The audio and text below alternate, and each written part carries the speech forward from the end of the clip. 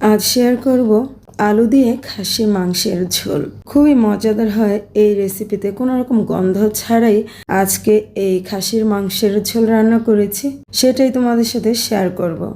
আর খাসির মাংসের ঝোল করার জন্য এখানে নিয়েছি আমি 1.5 কেজি পরিমাণ খাসির মাংস। এগুলো আগে থেকে খুব ভালো করে পরিষ্কার করে ধুয়ে নিয়েছি।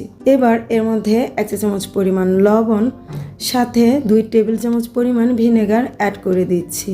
ভিনেগারটা দিয়ে এবার হাত দিয়ে খুব ভালোভাবে মাখিয়ে নেব এই খাসির মাংসগুলো। এতে করে মাংসের মধ্যে যে একটা উগ্র গন্ধ থাকে সেটা কিন্তু আর থাকবে না, খুব সুন্দর একটা ফ্লেভার কিন্তু অ্যাড হবে। চাইলে এখানে লেবুর রসটাও কিন্তু দেয়া যাবে। এবার মাখানো হয়ে গেছে, এটাকে একটা সাইডে রেখে দিচ্ছি কিছুক্ষণের জন্য।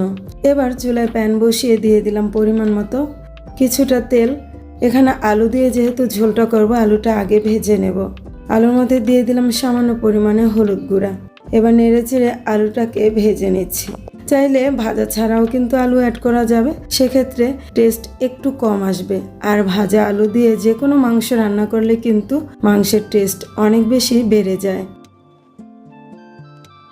এবার সেম তেলের মধ্যে কিছু গরম মশলা অ্যাড করবো। এখানে রয়েছে তেজপাতা, লবঙ্গ, এলাচ আর কিছু কালো গোলমরিচ, সাথে আধা চা চামচ পরিমাণ জিরা। নেড়েচেড়ে একটু এগুলো ভেজে নিয়েছি। এবার এখানে প্রায় 1.5 কাপ পরিমাণ পেঁয়াজ কুচি অ্যাড করে দিয়েছি। এবার নেড়েচেড়ে পেঁয়াজটাকে হালকা ভেজে নেব।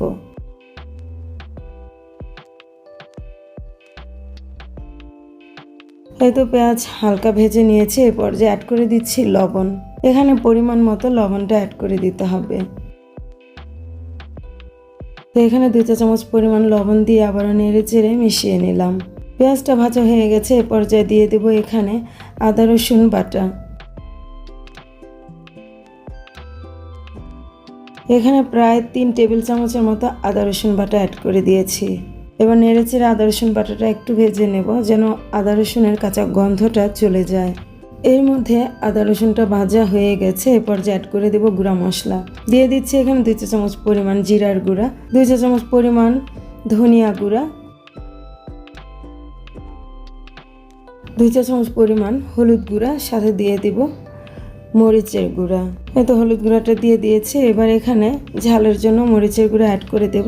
মরিচের গুঁড়াটা কম বা বেশি দেওয়া যাবে, যে যেমন ঝালটা পছন্দ করে সেই রকম ঝালটাই কিন্তু অ্যাড করতে পারবে। সাথে 1 চা চামচ পরিমাণ গরম মশলার গুঁড়া অ্যাড করে দিলাম। তো সব মশলা দেওয়া হয়ে গেছে। এবার নেড়েচেড়ে একটু মিশিয়ে নিচ্ছি। আর মশলাটাকে ভালোভাবে কষানোর জন্য এখানে সামান্য কিছুটা পানি অ্যাড করে দিলাম। এবার নেড়েচেড়ে খুব ভালোভাবে মশলাটাকে কষিয়ে নিতে হবে। মশলাটা বেশ কিছুক্ষণ কষিয়ে নিয়েছি, তেলটা উপরে ভেসে উঠেছে। এরপর যে আগে থেকে ধুয়ে রাখা খাসির মাংস অ্যাড করে দিতে হবে। এতো পানিটা ঝরিয়ে ঝরিয়ে মাংসগুলোকে আমি দিয়ে দিচ্ছি। আর খাসির মাংসটা ধোয়ার সময় খুব ভালোভাবে পরিষ্কার করে নিতে হবে, এক এক পিস করে, কেননা খাসির মাংসের মধ্যে বেশ পরিমাণে পশম কিন্তু লেগে থাকে। তার জন্য এক একটি মাংস হাতে নিয়ে এই পশমগুলোকে খুব ভালোভাবে পরিষ্কার করে নিতে হবে। তো সবগুলো মাংস দেয়া হয়ে গেছে। এরপর মশলার সাথে খুব ভালোভাবে নেড়েচেড়ে মিশিয়ে নিয়েছি। এরপর এই মাংসটাকে বেশ কিছুক্ষণ ধরে কষিয়ে নিতে হবে।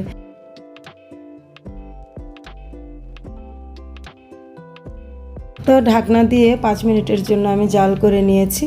এবার ঢাকনাটা সরিয়ে দেখাচ্ছি। দেখো অনেকটাই পানি উঠে গেছে এই মাংসের মধ্যে। নেড়েচেড়ে এই মাংসটাকে আরও বেশ কিছুক্ষণ সময় ধরে কষিয়ে নিতে হবে। যে কোনো মাংস খুব ভালোভাবে কষানো হলেই কিন্তু মাংসের স্বাদ অনেক বেশি বেড়ে যায়। বেশ কিছুক্ষণ কষিয়ে নিয়েছি। এই পর্যায়ে অ্যাড করে দিলাম এখানে 2 টেবিল চামচ পরিমাণ ফ্যাটানো টক দই। আর টক দই দিলে এই খাসির মাংসের টেস্ট কিন্তু অনেক বেশি বেড়ে যাবে। এই তো টক দইটা দিয়ে দিয়েছি। এবার ভালোভাবে মিশিয়ে নিচ্ছি।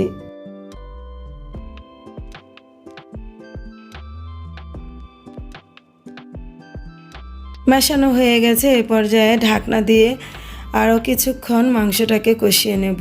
তো ঢাকনাটা খুলে নিলাম। বেশ কিছুক্ষণ পরে দেখতে পাচ্ছ মাংসের উপরে তেল ভেসে উঠেছে আর মাংসটা কিন্তু খুব ভালোভাবে কষানো হয়েছে। এ পর্যায়ে আগে থেকে ভেজে রাখা আলুটা অ্যাড করে দিচ্ছি। এই পর্যায়ে নেড়েচেড়ে আলুটাকেও কিন্তু কিছুক্ষণ কষিয়ে নিতে হবে এই মাংসের সাথে। তো আলুটা খুব ভালোভাবে কষানো হয়ে গেছে। এখন এবার ঝোলের জন্য এর মধ্যে পানি অ্যাড করে দেব। এখানে 3 কাপ গরম পানি আমি অ্যাড করে দিলাম। গরম পানিটা দিলে কিন্তু মাংসটা খুব ভালোভাবে সিদ্ধ হয়। এবার নেড়েচেড়ে মিশিয়ে নিয়েছি। দেখতে পাচ্ছ ঝোলের পরিমাণটা খুব বেশি না, আবার একেবারেই কিন্তু কম না। যেহেতু আজকে ঝোল ঝোল তরকারিটা রান্না করব, যার জন্য এখানে 3 কাপ পরিমাণ পানি অ্যাড করে দিয়েছি।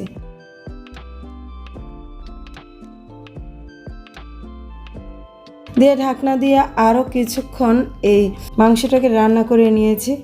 আর এই পর্যায়ে মাংসটা কিন্তু খুব ভালোভাবে সিদ্ধ হয়ে গেছে। এখন এখানে অ্যাড করে দেব কিছু ভাজা মশলার গুঁড়া। তো এখানে আমি 2 চা চামচ পরিমাণ ভাজা মশলার গুঁড়া অ্যাড করে দিলাম, আর সাথে 1 চা চামচ পরিমাণ গরম মশলার গুঁড়াও অ্যাড করে দিয়েছি। ভাজা মশলার মধ্যে রয়েছে জিরা আর ধনিয়া গুঁড়া, এগুলোকে আগে থেকে ভেজে নিয়েছিলাম, সেটাই অ্যাড করে দিলাম। এতে করে মাংসের টেস্ট কিন্তু অনেক বেশি বেড়ে যাবে। এবার মশলাটা মাংসের সাথে খুব ভালোভাবে নেড়েচেড়ে মিশিয়ে নিয়েছি। এখন ঢাকনা দিয়ে রান্না করে নেব আরও বেশ কিছুক্ষণ। তাই তো ঢাকনাটা দিয়ে দিলাম।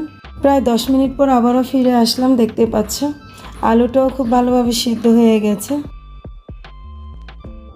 এই পর্যায়ে এখানে অ্যাড করে দেব কিছু গোটা কাঁচামরিচ, আর কাঁচামরিচটা দিলে কিন্তু খুব সুন্দর একটা ফ্লেভার আসে মাংসের মধ্যে। এবার ঢাকনা দিয়ে কিছুক্ষণ রেখে দেব এই কাঁচামরিচের ফ্লেভারটা যাতে মাংসের মধ্যে চলে আসে। তো 5 মিনিট পর আবারও আমি ঢাকনাটা খুলে নিলাম। দেখতে পাচ্ছ মরিচের কালারটা কিন্তু একটু চেঞ্জ হয়ে গেছে।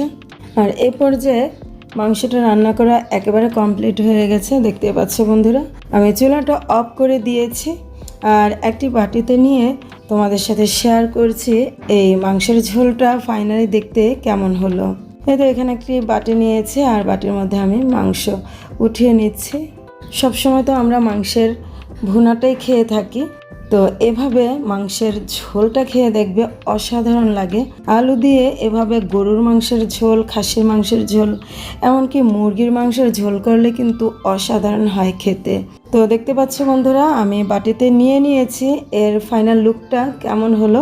অসাধারণ হয়েছে দেখতে, যেমন সুন্দর খেতে কিন্তু অসাধারণ হয়েছে। কোনো রকম গন্ধ ছাড়াই এইভাবে খাসির মাংসের ঝোল করে নিতে পারো অনায়াসে, খেতে দারুণ লাগবে। তো বন্ধুরা, আশা রাখছি আমার আজকের এই খাসির মাংসের ঝোলের রেসিপি তোমাদের খুবই ভালো লেগেছে। ভালো লাগলে লাইক, কমেন্ট, শেয়ার করো। আসছে ঈদে এইরকমভাবে মাংসের ঝোল রান্না করো। আজ এ পর্যন্তই। ভালো থেকো সবাই, সুস্থ থেকো। আল্লাহ হাফেজ।